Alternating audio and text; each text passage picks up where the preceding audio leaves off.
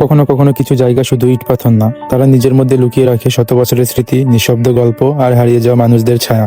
আজ আমি এমনও এক জায়গায় এসেছি যেখানে ইতিহাস নিঃশব্দে শ্বাস নাই। পানাম নগর বাংলাদেশের নারায়ণগঞ্জ জেলার সোনারগাঁয়ে অবস্থিত। এই পানাম নগর একসময় ছিল ধনী ব্যবসায়ীদের আবাসস্থল, ছিল বাণিজ্যের কেন্দ্র, ছিল জীবনের কোলাহল। কিন্তু আজ এই শহর নিস্তব্ধ, কেবল ইতিহাসের প্রতিধ্বনি শোনা যায় এই ভাঙা দরজার ওপাশে। শুনে মনে হয় ষোড়শ শতকে এখানে বসবাস করতেন ধনী হিন্দু ব্যবসায়ীরা। মোগল আমলে এই শহর ছিল বাণিজ্যের অন্যতম কেন্দ্র। তারা দূর দেশ থেকে নিয়ে আসতেন কাপড়, মসলিন আর নানা রকম পণ্য। এক সময় এই শহরে রাস্তায় চলতো রথ, বাজতো গানের সুর, আর প্রতিটি বাড়িতে ছিল হাসির শব্দ। এখন এখানে কেবল বাতাস বইছে, গাছের পাতায় দুলছে সূর্যের আলো, আর প্রতিটি দালান যেন প্রশ্ন করে, আমাদের কোলাহল কোথায় গেল? এই পথে হাঁটতে হাঁটতে মনে হয় আমি যেন সময়ের ভেতর দিয়ে হেঁটে যাচ্ছি।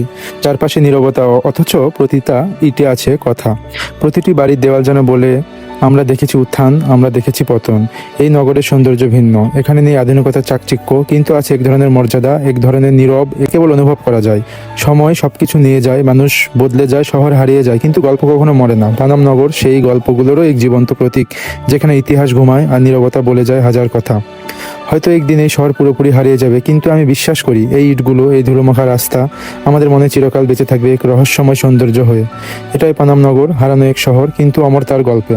সময় থেমে গেছে এখানে। প্রতিটা দেওয়ালে লেখা আছে শত বছরের ইতিহাস। এক শহর যে এক সময় ছিল জীবনের রঙে ভরপুর, আজ সে নীরব কিন্তু গল্পে ভরা। এই হলো পানাম নগর, এক সময় ব্যবসায়ীদের রাজত্ব, রাজাদের ছোঁয়া আর সাধারণ জীবনের মেলবন্ধন। এখন এখানে কেবল বাতাসের আওয়াজ আর অতীতের কিছু প্রতিধ্বনি।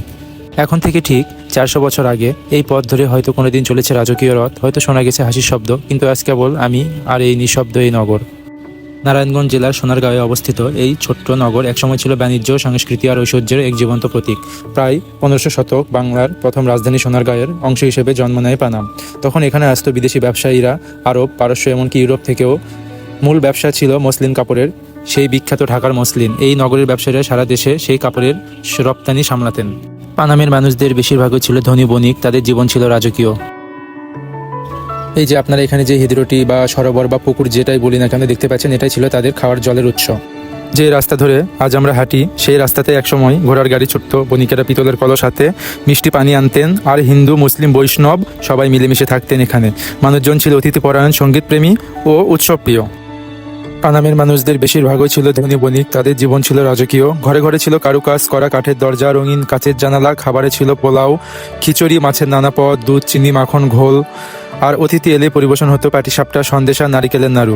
কিন্তু সময়ের সঙ্গে সঙ্গে নদীর ধারা বদলালো, ব্যবসার পথ হারিয়ে গেল, আর একে একে নগরটি ফাঁকা হয়ে পড়লো। বাড়িগুলো আজও দাঁড়িয়ে আছে, কিন্তু নিঃশব্দ, দরজাগুলো বন্ধ। তবুও মনে হয় কেউ যেন ভেতর থেকে তাকিয়ে আছে, হয়তো সেই অতীতের মানুষ যারা এক নগরকে প্রাণ দিয়েছিল এক সময়। আজ পানাম নগর ইতিহাসের অংশ, কিন্তু প্রতিটি দেওয়াল, প্রতিটি ইট এখনো বলে যায়, আমরাই ছিলাম একদিন বাংলার গর্ব। পানাম শুধু একটি নগর না, এটা হলো আমাদের অতীতের ঐতিহ্য আর হারানোর সৌন্দর্যের নিঃশব্দ সাক্ষী।